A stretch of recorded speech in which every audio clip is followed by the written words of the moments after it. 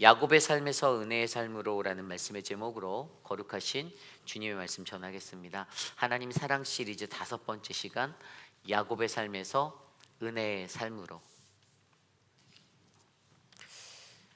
오늘 우리가 묵상한 호세아서 11장 12절에서 12장 14절까지의 말씀은요,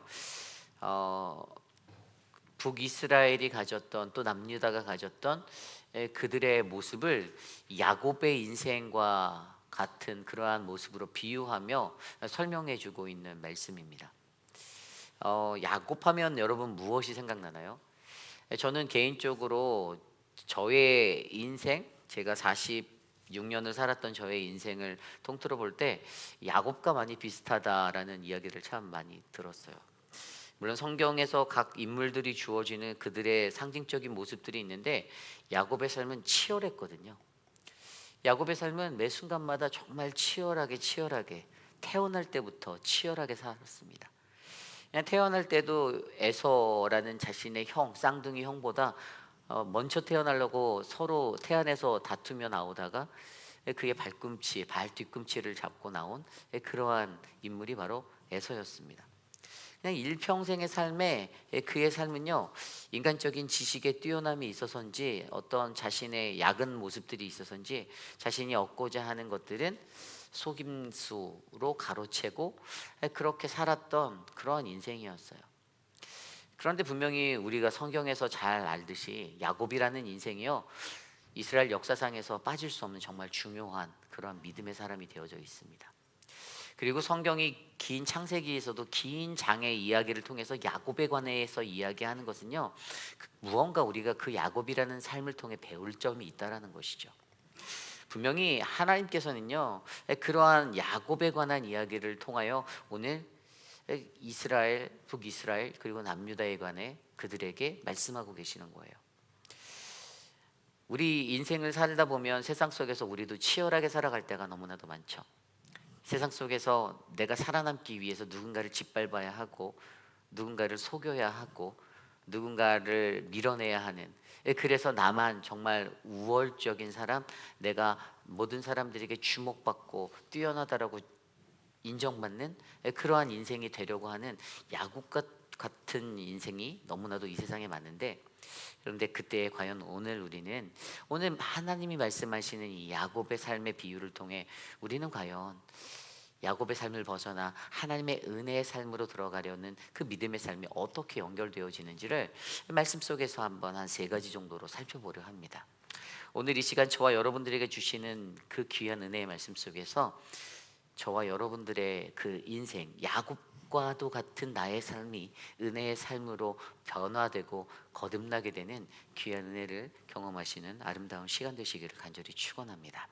오늘 첫 번째로 야곱의 삶에서 은혜의 삶으로, 오늘 첫 번째로 우리에게 주시는 하나님의 말씀은요, 우리 하나님을 어떻게 대하는가, 바로 내가 하나님을 대하는 나의 모습을 점검해 보라입니다.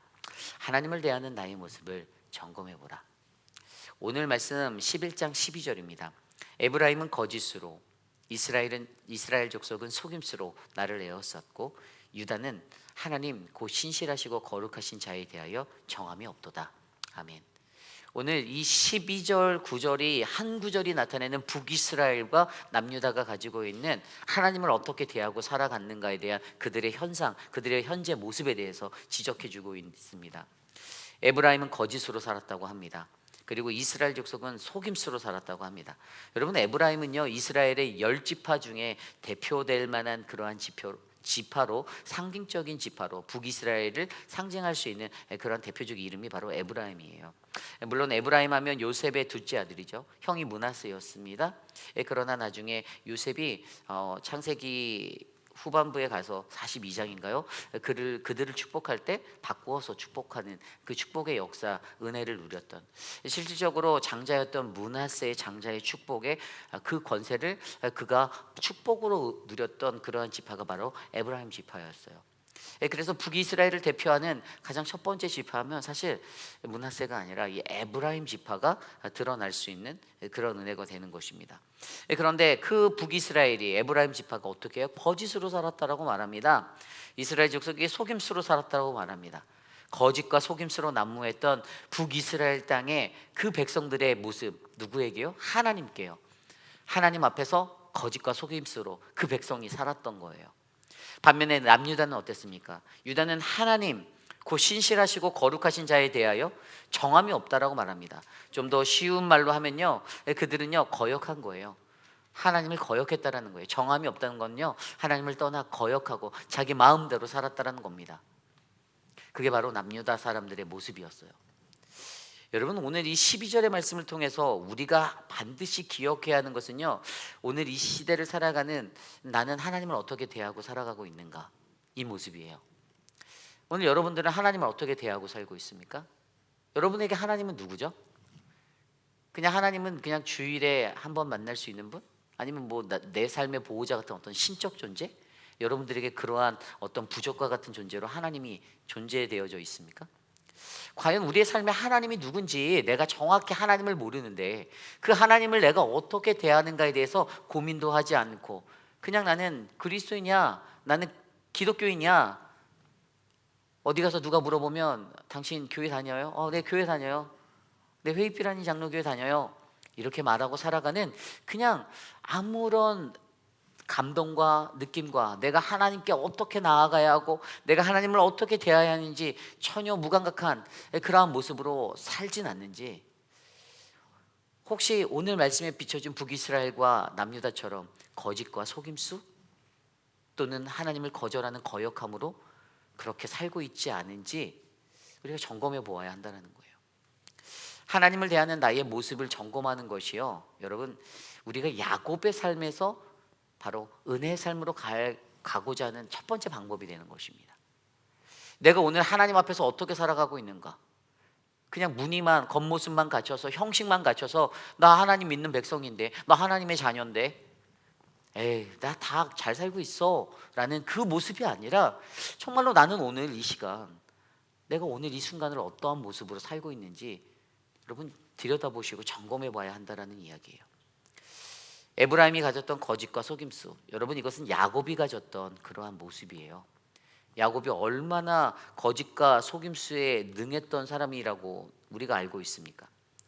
자신의 형의 발 뒤꿈치를 태어나서 그의 이름이 야곱으로 지어졌다라고 성경은 기록하고 있죠. 그런데 그때, 그러니까 창세기 25장 26절에 보면요, 후에 나오는 손으로 에서의 발꿈치를 잡았으므로, 여기서 잡다라는 이 히브리어 단어가 아카브라는 단어인데요, 여러분 이 단어가 발 뒤꿈치를 잡다, 다른 단어로 말하면 회방하다, 뒤를 추격하다, 속이다라는 단어예요. 그냥 야곱이 태어날 때부터 가졌던 그의 어떤 기질적인 모습, 회방하고 누군가의 뒤를 추격하고 발 뒤꿈치를 잡고 속이며 살아가는 그의 인생, 이것에 대해서 설명해 주는 거예요. 물론 사람에게 이름이라는 것은 무엇이죠? 특히 이스라엘 민족적인 정서에서 이름은요, 그의 부모들이 그에게 자기의 사랑하는 자녀에게 소원하고 바라는 그런 희망적인 이름들을 적어주었어요. 그런데 그의 이름이 야곱이라고 지어진 이 자리도 보면요, 그에게 주어진 삶은 정말로 치열하게 살아가는, 그런 태어날 때부터, 태생부터 너무나도 치열하게 살아갈 수밖에 없었던 인생이었다라는 것들을 우리로 하여금 알게 해주고 있어요. 그런데 여러분, 더 중요한 것은요, 나중에 후에 그의 이름이 변화돼요. 바뀌어요. 기억나십니까? 야곱을 하나님이 브니엘에서 만나줄 때 그의 이름을 이스라엘이라고 바꿔주셨어요. 여러분, 오늘 이 거짓과 속임수로 살아갔던 북이스라엘도 들여다보십시오. 오늘 말씀에 들여다보면요, 오늘 말씀에 12장 1절 말씀에 뭐라고 합니까? 에브라임은 바람을 먹으며 동풍을 따라가서 종일토록 거짓과 포악을 더하고 아수르와 계약을 맺고 기름을 애굽으로 보냈도다. 이 바람을 잡는 것처럼 무익하고 파괴적으로 살았던 거짓과 포악이 그들의 일상이 되었던 북이스라엘 모습, 살아남기 위해서 갖은 온갖 술수를 쓰고 머리를 굴리고 잔머리를 쓰고 아수르와 애굽에게 다가가고 자신의 생존과 목숨을 위해서 살았던 그들의 모습. 그리고 2절 말씀에 유다와 논쟁하시고 야곱을 그 행실대로 벌하시며 그의 행위대로 그에게 보응하시리라. 아멘. 여러분, 이러한 모습들을 들여다보며 그들의 삶이 이러한 모습으로 세워진, 그리고 오늘 말씀 또 12장 7절에 보면 7절 8절에도 뭐라고 하는 줄 아세요? 그는 상인이라 손에 거짓 저울을 가지고 속이기를 좋아하는도다. 8절입니다. 에브라임이 말하기를 나는 실로 부자라 내가 재물을 얻었는데 내가 수고한 모든 것 중에 죄라 할 만한 불의를 내게서 찾아낼 자가 없으리라 하거니와. 여러분, 얼마나 속임과 거짓이 난무한 그러한 삶을 살았고 얼마나 교만했습니까? 이 영적인 교만이 그에게 있었어요. 나는 나의 죄인 됨을 인정하지 않겠다라는 거예요. 8절 말씀에 난 괜찮은 신앙인이야 라고 말하는 거예요. 오늘 이러한 모습으로 살아갔던 그들이요, 하나님을 대하는 그 모습이 어떻다고요? 거짓과 속임과 정함이 없는 거역함으로 살았다라고 합니다. 그러므로 여러분, 저와 여러분 우리의 삶에도요, 우리는 우리의 삶을 날마다 점검하며 내가 하나님을 어떻게 대하는가에 관한 이 문제를 고민해 보셔야 돼요. 오늘 여러분들은 하나님을 정말로 어떻게 대하고 살아가고 계세요? 오늘 여러분들은 하나님을 향한 어떠한 모습의 자세와 태도로 하나님 앞에 서십니까? 형식적인 삶이 아니에요. 내가 아는 하나님을 우리가 정말로 안다면 하나님이 누굽니까? 하나님은 나에게 생명 되시고 나에게 구원 되신 구원자 되신 거예요. 하나님은 정말 쓸모없고 보잘것없는 치열한 인생 속에 있는 나의 삶의 은혜의 삶으로 바꿔주시는 그 주체가 되시는 분이 하나님이십니다. 내 인생에 그러한 하나님을 내가 온전히 안다라면 어떻게 대해야죠? 정말 지극정성으로 대해야죠. 우리가 그 하나님 앞에 나의 모든 것들을 다 내어놓고 그분 앞에 하나님을 대하는 나의 삶의 태도를 바꾸셔야죠. 저와 여러분 우리의 삶에도 여러분, 오늘 말씀을 통해서 우리가 야곱의 삶에서 은혜의 삶으로 가기 위해서는요, 가장 먼저 하나님을 대하는 나의 모습을 점검해 보시기를 간절히 부탁드립니다. 자격 없는 우리들을 그러나 하나님의 은혜가 있는 삶의 자리로 바꿔주신 하나님이 바로 우리의 아버지 되시는 주 하나님이십니다. 저와 여러분들에게 그러한 삶의 점검이 있어서 하나님을 대하는 나의 모습이 가장 먼저 점검되어지고 그러한 나의 야곱의 삶에 바로 하나님의 은혜의 삶으로 옮겨지는 그 은혜가 넘쳐나기를 간절히 기도드립니다. 오늘 두 번째로 야곱의 삶에서 은혜의 삶으로 과연 우리는 어떻게 해야 하는가? 그것은 바로 두 번째로 우리의 삶에 여호와의 이름을 기억해야 한다라는 것입니다. 우리의 삶에 여호와의 이름을 기억해야 한다. 오늘 말씀 5절에 보면요, 여호와는 만군의 하나님이시라 여호와는 그를 기억하게 하는 이름이니라. 아멘. 여러분, 여호와 야훼라는 그 이름이요, 이게 그냥 가볍게 불리어질 이름이 아니에요. 이 고대 구약시대 때 사람들은 하나님의 이름 함부로 망령되이 부를 수 없었습니다. 근데 우리는 그가 누구인지 알아요. 야훼라는 그 하나님이 그가 갖고 있는 이 신명에 대해서 우리는 정확히 알아야 돼요. 앞서 설명드린 대로 하나님은요, 나는 스스로 있는 자다라는 야훼라는 이름을 출애굽기서에서 모세에게 자신의 신명으로 알려주었어요. 스스로 계시는 분. 그런데 무소부지하고 그 모든 것들의 권능이 있고 무에서 유를 창조하시고 모든 것들의 주인 되시는 그 하나님이 바로 모든 세상의 모든 권세가 그분에게 있는 것들을 인정한 그러한 믿음의 백성들에게, 그들에게 나는 여호와 스스로 있는 하나님이다라고 말해주고 있어요. 그러면서 오늘 이 이름이 뭐라고요? 아까 읽었던 5절에 보면요, 만군의 하나님이신데 그를 기억하게 하는 이름이다라고 예의하게 합니다. 경배 받으실 만한 이름이라는 거예요. 그분의 이름이 기억되어져야 한다는 것은요, 우리가 하나님을 따르는 믿음의 백성들이 하나님을 예배하는, 하나님을 경배하는 이것들을 놓치지 말아야 한다는 것들을 알게 하고 있어요. 어떻게 우리가 하나님을 기억해야 할까? 우리가 이 부분에 대해서 고민할 때 이것에 있어서 오늘 말씀은요, 야곱의 삶을 통해서 하나님을 기억하게 하는 그 방법의 길들을 하나 알려주는데, 그것이 바로 야곱이 자신의 삶을 통해서 경험한 바로 베델과 바로 분이엘, 바로 그곳에 대한 그 이야기를 통해서 우리가 여호와 하나님을 기억할 수 있다라는 거예요. 여러분, 오늘 말씀 4절에 이렇게 나와 있습니다. 3절 4절입니다. 야곱은 모태에서 그의 형의 발 뒤꿈치를 잡았고 또 힘으로는 하나님과 겨루되 천사와 겨루어 이기고 울며 그에게 간구하였으며 하나님은 베델에서 그를 만나셨고 거기에서 우리에게 말씀하셨나니. 아멘. 여러분, 이 두 구절이 뭔지 아세요? 야곱의 모든 인생을 압축해 놓은 그냥 서머리예요. 야곱의 인생이 이랬다라고 말하고 있어요. 태생부터 치열하게 애서 형의 발 뒤꿈치를 잡고 태어난 그러한 존재가 힘으로는 하나님과 겨루었대요. 분이엘에 관한 이야기를 하는 거죠. 천사와 겨루어 이겼대요. 그리고 울며 그에게 간구하였고 하나님이 또 베델에서 그를 만나 주셨다라고 이야기합니다. 자, 저는요, 저와 여러분 우리의 삶에 반드시 이 베델과 분이엘이 필요하다라고 믿습니다. 베델과 분이엘이 있어야 우리는 그 야훼 하나님을 기억할 수 있는 거예요. 그런데 우리가 하나님을 기억하지 못하는 것은요, 내 삶에 베델이 없고 내 삶에 분이엘이 없거든요. 내가 하나님을 제대로 만나본 경험이 없는데 어떻게 하나님을 기억해요? 하나님이 나에게 찾아와서 나를 만나주셨던 내 인생에 베델과 분이엘이 있어야 되는데 그게 없는 거예요. 그러니 여호와 하나님을 기억 못하고 살아요. 그렇죠? 그렇다면 우리가 오늘 야곱의 삶에서 들여다볼 수 있는 베델은 뭐고 분이엘은 뭔가, 이거예요. 저는 베델에 대해서 이렇게 정의 내렸어요. 여러분, 베델은요, 우리의 삶의 방향성을 조종할 수 있는 장소예요. 그게 저는 베델이라고 믿습니다. 창세기 28장에 나오는 그 이야기 기억나십니까? 그가 베델로 나아가는 거, 야곱이 이삭의 축복을 받았죠. 형의 그 축복을 가로챘어요. 그래서 형 에서가 너무 화가 났죠. 거기 성경에 보면 뭐라고 나오냐면요, 내 아버지가 죽을 때가 가까웠으니 내가 저 녀석을 꼭 죽이리라, 이렇게. 근데 사실 그 뒤로 아버지는 20년을 더 살아요. 그러니까 그 감정적으로 너무 화가 난 거죠.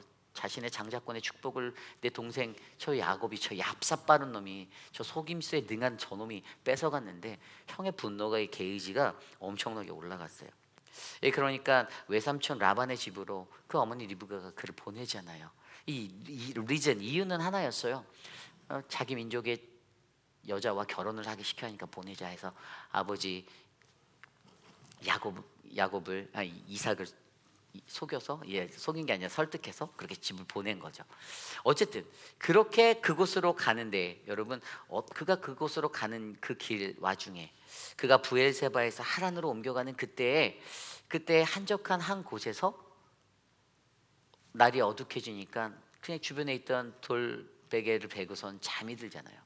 그때 그에게 꿈에 나타나는데, 그의 꿈에 나타나서 계시를 주신 하나님의 그 환상은 무엇이었습니까? 땅에서 한 긴 사닥다리가 있는데 거기를 천군 천사들이 오르락내리락, 하나님의 사자들이 오르락내리락 하는 것을 보는 거예요. 그리고 그때 그 잠에서 깨었을 때 그에게 들려오는 그 음성이 무엇이었습니까? 나는 여호와니 너의 조부 아브라함의 하나님이여 이삭의 하나님이라. 뭐죠? 나는 너에게 언약의 하나님이야. 너희 조상들에게 동일하게 주었던 언약, 그 언약의 하나님이야. 그러면서 이었던 말이, 내가 너와 함께 있어 어디로 가든지 너를 지키며 너를 이끌어 이 땅에 돌아오게 할지니라. 내가 내게 허락한 것을 다 이룰 때까지 너를 떠나지 않겠다라고 말씀하십니다. 하나님이 그들의 조상들에게 주셨던 그 언약을 오늘 이곳에서 잠자고 있는 그에게, 야곱에게 주시는 거예요. 그런데 잠에서 깨어서, 그때 잠에서 깬 그 야곱의 고백이 가장 먼저 무엇이었죠? 이 꿈을 꾸고 나서 딱 깨자마자 그가 가장 먼저 말했던 게, 여호와께서 과연 여기 계신 것을 내가 알지 못했습니다라고 말해요. 굉장히 중요한 포인트예요. 하나님이 나와 함께 하셨고 하나님이 여기 계셨는데 내가 그걸 인지하지 못했네요. 여러분, 이게 우리들의 삶의 문제예요. 우리는 하나님이 우리와 함께 계심에도 불구하고요, 그 하나님이 나와 함께 계심을 몰라요. 그래서 하나님이 그의 꿈속에 나타나 주셔서, 여러분, 그의 그 궁핍한 인생, 피곤한 인생, 도망치는 인생이잖아요. 라반에게로 가는, 하란으로 가는 그 인생, 그 도망가는 그 길에 얼마나 외롭고 별 생각이 다 들었겠어요. 가면서 이런 생각도 분명히 했을 거예요. 내가 왜 여태까지 인생을 이 모양으로 살지? 이런 생각도 했을 거예요. 장자권 받고 축복 받고 도망가면서도 그런 생각하면서 도망가는 그 자리에서 그런 생각하다가 잠들었는데, 하나님이 그에게, 언약의 하나님이라는 그 음성으로 내가 너와 함께 하겠다. 참 엉망진창이고 쓸모없고 쓰잘데기 없는 사람인 것 같은 야곱에게 나타나셔서 내가 너와 함께 하겠다라고 말씀하신 이 광경을 바라보며, 오늘 그 잠에서 깬 그에게 어떤 마음이 일었는지, 그 꿈을 꾸고 나서 그의 가장 먼저 고백은, 여호와께서 과연 여기 계신 것을 내가 알지 못했었네요, 주님. 그러면서 그가 하나님 앞에 서원 기도를 드리잖아요. 어떤 서원 기도를 드립니까? 바로 여기가 하나님의 집이고 바로 하늘의 문이도로다라고 말하면서요, 그가 말씀에 뭐라고 이야기하냐면요, 야곱이 서원하여 이르되 하나님이 나와 함께 계셔서 내가 가는 이 길에서 나를 지키시고 먹을 떡과 입을 옷을 주시어 내가 평안히 아버지 집으로 돌아가게 하신다면 여호와는 나의 하나님이 되실 것이요 내가 기둥으로 세운 이 곳이 하나님의 집이 될 것이다. 하나님이 내게 주신 모든 것의 10분의 1을 내가 반드시 드리리라라는 이 세 가지 서원을 드리게 됩니다. 여러분, 저는요 이 이야기요, 바로 베델의 이야기를 묵상하며 그의 삶의 방향성이 조정되어진 시간이다라고 저는 그렇게 정리합니다. 우리의 삶에 베델이 없으면요, 우리는요 하나님이 나와 함께 하신다라는 이 함께 하심을 믿을 때, 확신할 때 그의 삶에 변화가 일어나서 방향성을 바꾸겠다라고 살겠다라고 서원하였던 것처럼 그러한 방향성의 전환이 일어나지 않아요. 왜죠? 베델이 없었기 때문에요. 베델은 어떤 것입니까? 내가 너와 함께 하겠다라는 하나님의 언약이 다시 한번 내게 외쳐진 자리예요. 그 음성을 들었을 때, 꿈에서 그 음성을 들었을 때, 하나님이 나와 여태까지 계속 계셨는데도 하나님이 여기 계신 줄 몰랐네요라는 우리 인간이 갖고 있는 그 문제가 적나라하게 드러나는 자리. 그런데 그 문제를 깨달았던 야곱은 하나님 앞에 고백하며, 하나님, 내가 당신이 나와 함께 하심을 내가 믿습니다. 당신의 약속을 내가 믿음으로 믿습니다. 그 약속에 대한 감사로 내가 이렇게 서원합니다. 하나님이 나와 함께 하셔서 내가 가는 이 길에서 나를 지키시고 나를 평안히 아버지 집으로 돌아가게 할 것을 믿는데, 그렇다면 내가 이곳에 세운 이 돌기둥, 이곳이 바로 하나님의 집이 될 것이고 하나님 예배하는 터전이 되겠다라는 거죠. 여호와, 당신은 나의 하나님이 되고 내게 주신 모든 것의 10분의 1을 내가 반드시 당신께 드리겠습니다라고 주님께 약속하며 다짐하는 자신의 삶의 그 길의 방향을 조종하게 되는 그러한 베델의 인생이 경험되어졌다는 거예요. 두 번째로 필요한 것이 분이엘의 시간이죠. 여러분, 분이엘의 이야기, 이것은 창세기 28장에 앞서서 이야기 나온 그 이야기 다음에 34장에 후에 나오는 거예요. 여러분, 자기의 삼촌, 그 외삼촌 라반에게 갔을 때 얼마나 고생했어요. 7년 그 자신이 사랑하는 아내 여인 레아를 얻기 위해. 그런데 그 삶을 속이는, 자기보다 더 큰 잘 속이는 사람을 만났어요. 자기가 속았죠. 7년 고생했는데 하나님이 그의 삶의 인생을 통해서 가르쳐 주시는 거예요. 너의 삶이 이런데, 너의 야곱의 인생이 이랬는데, 야, 거봐라, 더 자기보다 더 잘 속여서 자기를 골탕 먹이는 사람을, 그런 대적을 만난 거예요. 그래서 14년을 고생합니다.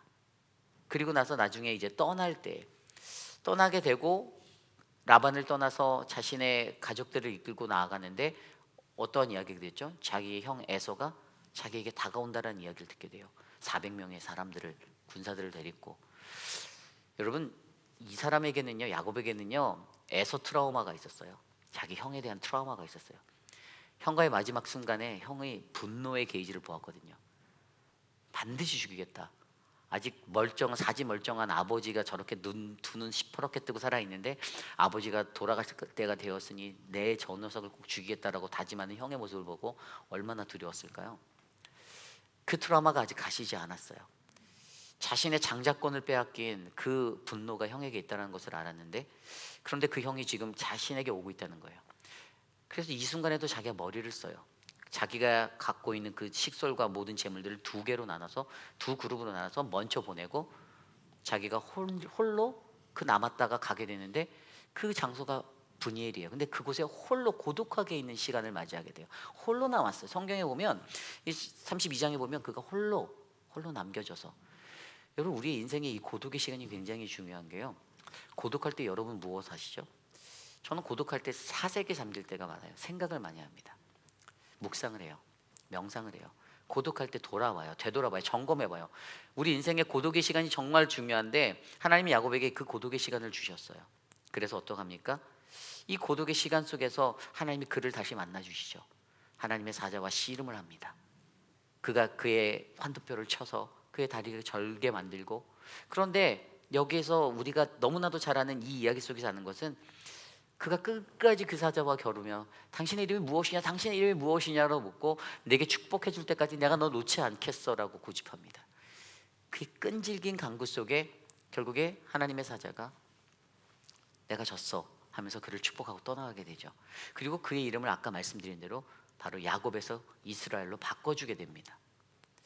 여러분, 저는요 이 분이엘의 이야기를 뭐라고 보냐면 새로운 시작점이라고 보아요. 야곱의 인생에 새로운 시작점이 되었습니다. 어떻게요? 이전에는 사지 멀쩡한 육신으로 자신이 하던 거 다 누리고 살았던 사람이었어요. 그런데 하나님이 그를 절름발이로 만들었어요. 사지 멀쩡했을 때 그때보다, 그런데 오늘 야곱은 자신이 분야에서 하나님과 싸워 이기며 네가 하나님의 사람과 싸워 더불어 겨루어 이겼다라는 것으로 받게 된 그의 이름 이스라엘이라는 이름으로 새롭게 살아갈 때 하나님이 주신 그 분야를, 하나님을 만났던 그 분야일이라는 곳이 그의 삶의 새로운 시작점, 전환점이 되었다라는 것입니다. 오늘 이 두 지명은요, 야곱의 삶에 있었던 이 두 지명은요, 오늘 이 시대를 살아가는 저와 여러분들에게도 매우 중요합니다. 내 삶의 방향성을 조정할 수 있고 다룰 수 있는, 방향을 바꿀 수 있는 이 베델이 우리에게 정말로 필요하고요. 하나님을 만나서 하나님을 만난 것이죠. 하나님을 또 만나서 그 삶이 내가 불구가 되더라도, 내가 망가지더라도, 내가 이상한 모습으로 박살이 난다 할지라도 그것이 바로 하나님이 주시는 새로운 이름으로 거듭나서 새로운 삶의 출발을 할 수 있는 출발점이 되어야 한다는 사실을 저와 여러분들에게 말씀해 주고 있는 거예요. 여러분, 야곱의 삶에서 은혜의 삶으로 가기 위해선 저와 여러분, 우리 모두는요 바로 여호와 야훼의 이름을 기억하셔야 됩니다. 그리고 그것을 기억하기 위해서 어떻게 기억해야 할까? 우리의 삶의 베델과 분이엘, 우리에게 이 삶의 현장, 하나님을 만나는 그곳이 정말로 필요합니다. 저는 저와 여러분, 우리의 삶에 베델과 분이엘이 반드시 있어서 여러분, 하나님, 여호와 하나님의 이름을 기억하시길 바랍니다. 잊지 마십시오. 그때를 기억하세요. 베델을 기억하시고 분이엘을 기억하세요. 내가 하나님 앞에서 작살이 났던, 내 다리가 작살이 났던, 내 삶이 작살이 났던 그 자리, 그런데 그게 하나님이 나를 그렇게 치셨던 그 고난의 자리가, 여러분, 근데 그 자리가 어찌 보면 나의 강함이 아니라 나의 약함을 알게 하시고 내 약할 때 능력이 되시는 하나님이 계시다라는 사실을 우리로 하여금 깨닫게 하시려는 그 의미를 인정하시고 바라보시길 바랍니다. 저는 그러한 마음으로 우리가 야곱의 삶에서 은혜의 삶으로 옮겨질 줄 믿습니다. 그리고 이러한 삶이 우리의 삶이 될 줄 믿습니다. 오늘 마지막으로 야곱의 삶에서 은혜의 삶으로 마지막 세 번째 우리에게 말씀하시는 그 삶의 원리는요, 바로 은혜의 삶으로 나아가는 믿음의 원리를 따라라입니다. 은혜의 삶으로 나아가는 믿음의 원리를 따르라. 오늘 말씀 6절 말씀에 이렇게 기록되어져 있습니다. 그런즉 너는 하나님께로 돌아와서 인애와 정의를 지키며 항상 너의 하나님을 바랄지어다. 아멘. 이 6절의 한 구절에요, 야곱의 인생을 살던 북이스라엘 남유다 그들의 인생이 어떻게 해야 은혜의 삶의 자리로 가는지 비법을 알려주고 있습니다. 첫 번째는 하나님께 돌아오라라고 말합니다. 6절을 영어 성경으로 보니까 ESV 영어 성경에 So you, by the help of your God, return, 그리고 hold fast to love and justice and wait continuously for your God이라고 되어져 있어요. 그러니까 첫 번째가 리턴이에요. 돌아가는 거예요. 어떤 사람이든지요, 여러분, 우리가 진짜 은혜의 삶에 들어가기 위해서 가장 먼저 돌아서야 해요. 내가 이전에 살았던 나의 삶의 모습과 나의 잘못된 부분이 있다면 돌아가야 합니다. 이 돌아가겠다라는 결단 없이 우리는 은혜의 자리로 절대 나갈 수 없어요. 이 세상을 사는 많은 그리스도인들이 갖고 있는 큰 문제점 중에 하나가 바로 이겁니다. 좋은 말씀은 들어요. 하나님 말씀도 알아요. 머리로는 깨닫겠어요. 아, 느껴져요. 그렇구나. 이렇게 살면 안 되지. 근데 중요한 건 돌아서질 못한다라는 거예요. 그렇게 생각만 했지 저 문 밖을 나가면 세상에서 똑같은 삶이 계속해서 내 삶을 되풀이되는 거예요. 내 삶에 계속적인 같은 문제가 반복적으로 찾아옵니다. 왜죠? 돌아서지 않았으니까요. 안 돌아섰어요. 그래서 오늘 그들에게 말씀해 주시는 가장 큰 은혜의 삶으로 나아가는 첫 번째 비결은요, 하나님께 돌아와라요. 하나님께 돌아와라. 우리가 호세아서나 수많은 곳에서도 얼마나 애타게 하나님이 부르짖으세요. 돌아와라, 돌아와라. 내가 돌아와서 회개하고 돌아서면 다시 회복해 주신대잖아요. 계속해서 이 북이스라엘 향해서 돌아오라, 돌아오라. 지금 너가 가는 그 길에서 돌아서라라고 말하는데 그들이 듣지 않아요. 두 번째 원리는요, 사랑과 정의의 원리로 살아가라는 거예요. 여러분, 인애와 정의를 지키며, 너희가 인애와 정의를 지키는 게 중요해요. 이걸 강조해줘요. 인애가 뭡니까? 히브리어로 헤세드, 하나님의 언약의 사랑이에요.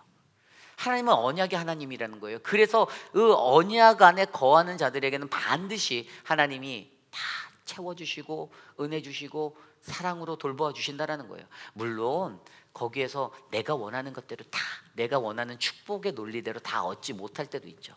근데 우리가 어제 말씀에서 목사님 통해서 들었듯이 그것은 내 생각이에요. 내가 세우는 축복의 논리예요.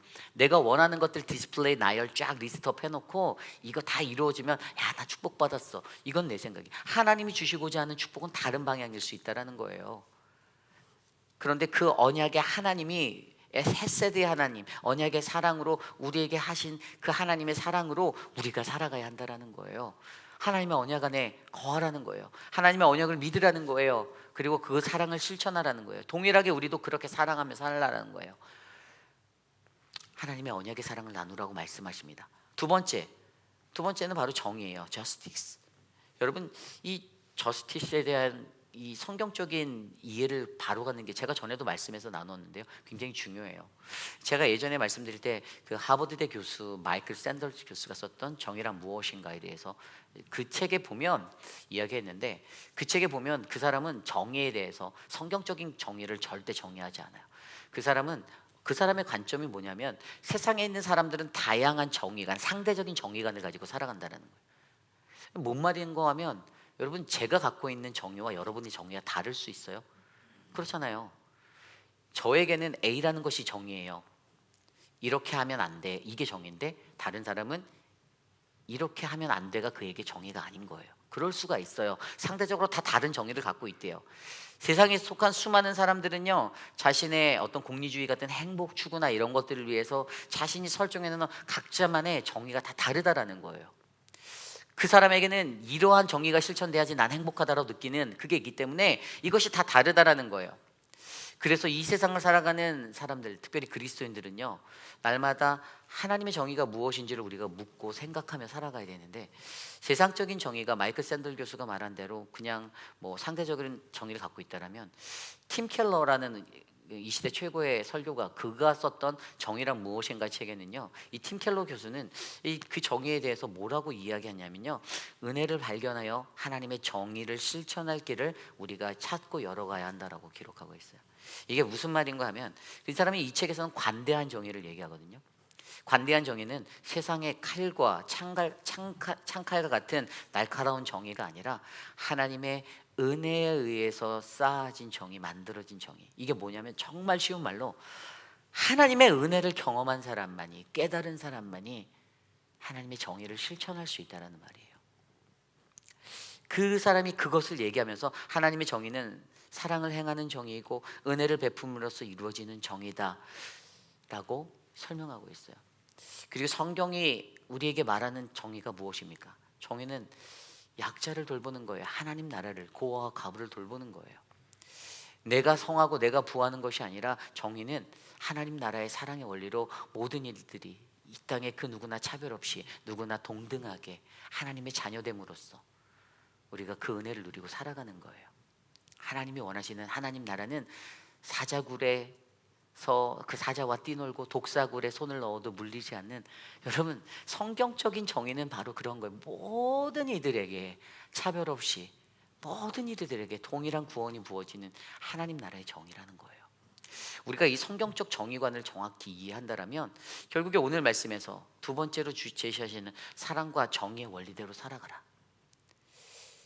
힘의 원리가 작용되어지는 세상의 원리가 아니라 내가 더 높은 지위에 올라가서 다른 사람들에게 고압적으로 말해서 다스리는 원리가 아니라 정말로 하나님의 말씀에 똘똘 묻혀서 붙잡혀서 그 말씀의 은혜에 빠져서 하나님 나라와 평화가 이 땅에 임하기를 바라며 내가 그 은혜의 삶으로 나가야지 하면서 사랑과 정의를 실천하는 그 실천을 통해서 우리는 야곱의 삶에서 은혜의 삶으로 옮겨지는 그 두 번째 걸음을 뗄 수 있다는 거죠.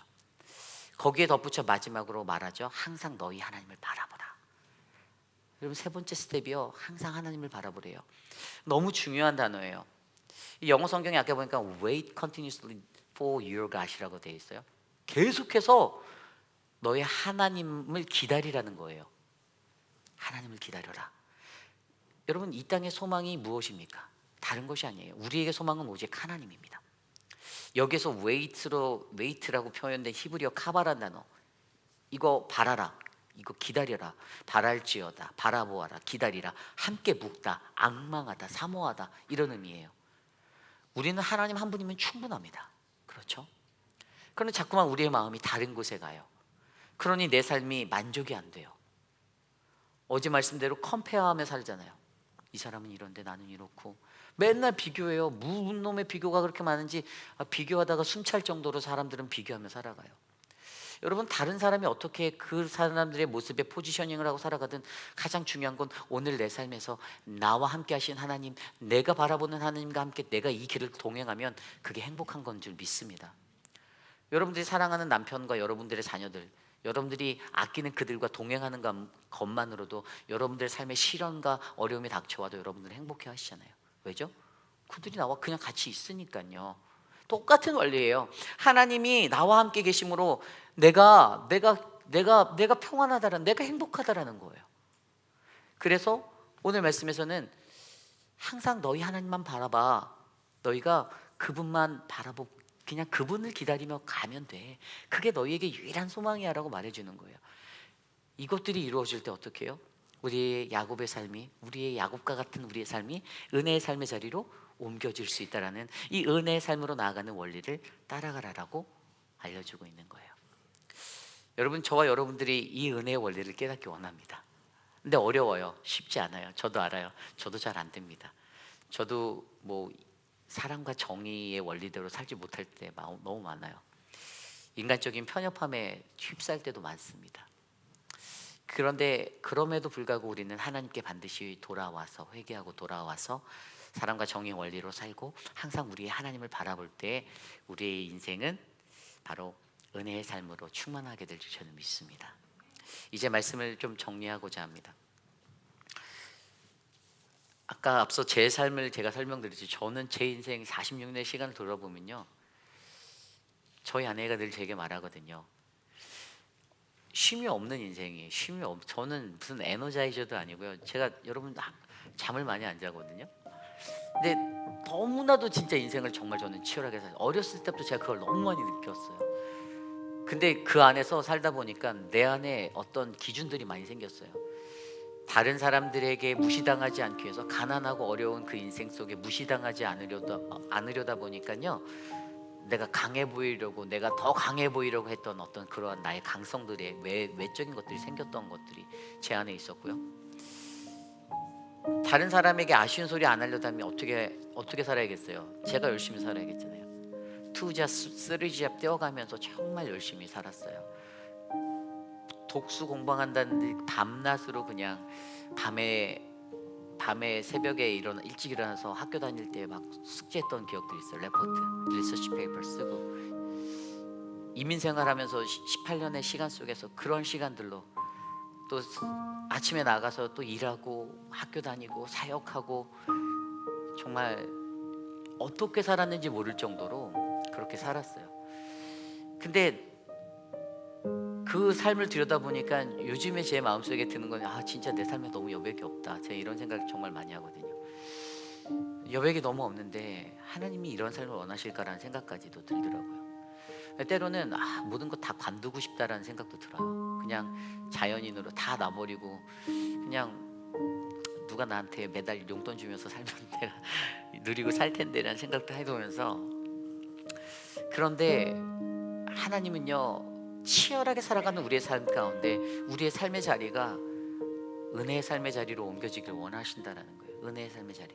그 은혜의 삶이라는 것은 내가 아무것도 하지 않아도 하나님이 값없이 부어주시는 그 은혜 때문에 내가 감사하고 내가 행복하고, 그런 거 내가 무언가를 하지 않아도, 내 뜻대로 되지 않아도, 나의 생각과 조금 다른 곳으로 흘러가도 괜찮아 하나님이 나와 함께 하시는 데라는 그 은혜의 삶. 그래서 여러분, 우리에게 가장 필요한 것은 오늘 말씀에서 내가 하나님을 어떻게 대하는지, 이것이 가장 먼저 점검되어지고, 두 번째로 우리의 삶의 야훼 하나님을 기억하는 거. 내 인생의, 내 삶의 방향의 전환점, 변한 방향성을 조절할 수 있었던 베델과, 그리고 나의 삶에 바로 새로운 시작점이 되었던 이 브니엘이 있어서 하나님을 기억하며 살아가는 거. 그리고 세 번째, 마지막으로 바로 우리가 은혜의 삶으로 나아가는 원리를 따르는 거. 야훼 하나님께 돌아와 사랑과 정의로 그 원리대로 살아갈 때, 그리고 하나님만 바라며 살아갈 때 우리의 삶은 진짜 하나님이 우리가 원하는 그곳, 하나님의 은혜의 삶의 자리로 바뀌게 된다는 것을 믿으시기 바랍니다. 그러한 마음으로 이 시간 좀 모두 자리에서 일어나 찬양했으면 좋겠는데요, 오늘 주신 말씀대로 하나님의 은혜로, 하나님, 내 삶은 하나님의 은혜로 충만한 삶이 되길 원합니다. 하나님이면 충분합니다. 우리 함께 주님의 은혜 감사하며 이 찬양 드리겠습니다.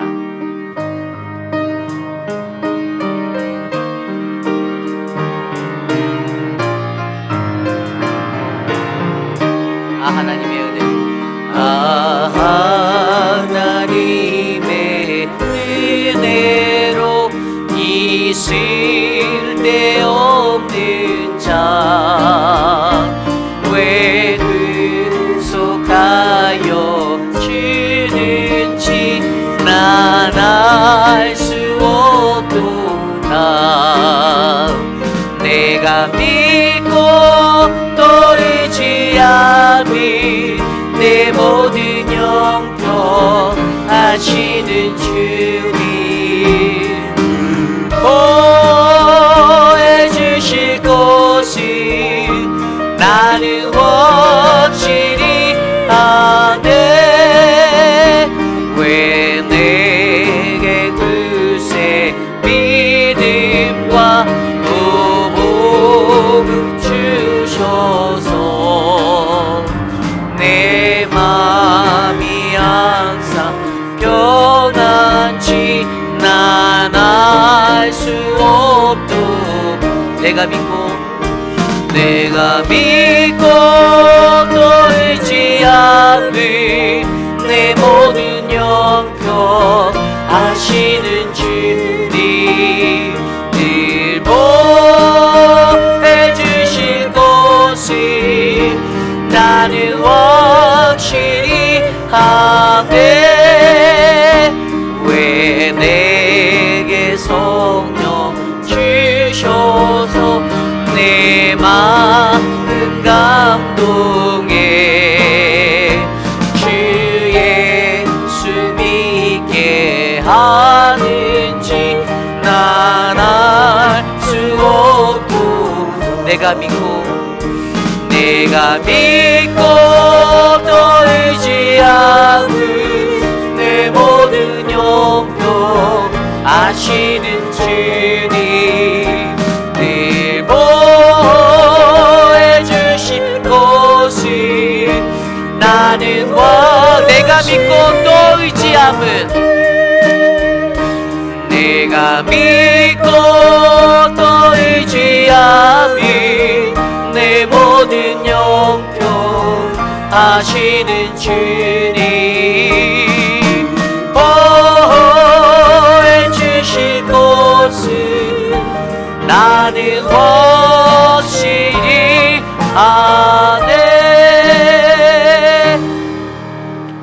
참으로 존귀하신 하나님, 46년의 시간 동안에 거룩한 믿음의 교회로 우리 교회를 지켜주시고 인도하여 주심에 감사드립니다.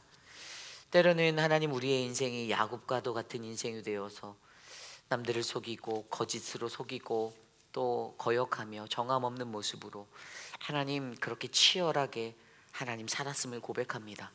내가 살기 위해서 누군가를 짓밟아야 하고 내가 평안하기 위해서 다른 사람들을 밀어내야 하는 하나님 그런 야곱과 같은 인생이 하나님 야곱의 삶에 경험되어진 베델과 브니엘을 통하여서 하나님 나의 방향성을 바꾸고 조절하고 또 하나님을 만나 새로운 시작점이 되어지는 그 인생이 되어서 하나님께 돌아와 사랑과 정의와 또 하나님을 바라보는 하나님을 기다리는 그 모습으로 하나님 우리가 살아가오니 하나님 우리를 지켜 주시옵소서. 육신의 연약함 가운데 거한 많은 분들 하나님 돌보아 주시길 간절히 간구합니다. 우리 천문자 집사님 하나님 돌보아 주시고 유광현 집사님 은혜를 베풀어 주시고 하나님 한영숙 집사님과 또 하나님 사랑하는 남편을 돌보는 강경호 집사님 미스터 드레이크의 삶의 축복을 또 우리 김영순 장로님의 삶에 사랑하는 남편 미스터 라빈슨의 회복과 그 은혜의 삶이 깃들도록 하나님 도와주시고 수많은 많은 분들이 주님 안에서 사는 날 동안 하나님의 은혜를 누리고 잠든 듯이 평안히 주님 앞에 서도록 은혜를 베풀어 주시옵소서. 지금은 우리 구주 예수 그리스도의 무한하신 은혜와 그 크신 하나님의 사랑하심과 성령 하나님의 감화 감동 교통하심의 역사가 사랑의 주 하나님을 바라보며 하나님 나의 삶이 야곱과 같은 삶이었는데 하나님 그 삶을 은혜의 삶으로 옮겨놓기 원하시는 그 하나님 앞에 내가 진실하고 신실하게 사랑과 정의와 하나님을 바라보는 주님을 기다림으로 살아가기 원합니다. 하나님 악착같은 내 인생, 그 끈질겼던 내 인생, 거짓과 속임수가 난무했던 내 인생 가운데 하나님 우리의 삶의 베델과 분이엘을 허락하셔서 주님을 깊이 있게 만나게 하시고 주님 앞에 서게 하옵소서. 지금은 우리 구주 예수 그리스도의 무한하신 은혜와 그 크신 하나님의 사랑하심과 성령 하나님의 감화 감동 교통하심의 역사가 오늘 이 시대를 살아가는 우리 모두가 야곱의 삶에서 은혜의 삶으로 옮겨지기를 소망하는 사랑하는 모든 회익빛 아닌 장로교회 성도님들 한 분 한 분 이 자리에 나와 주께 예배드리는 믿음의 권속들 머리머리 위에 지금으로부터 영원토록 함께 하시기를 간절히 축원하옵나이다. 아멘.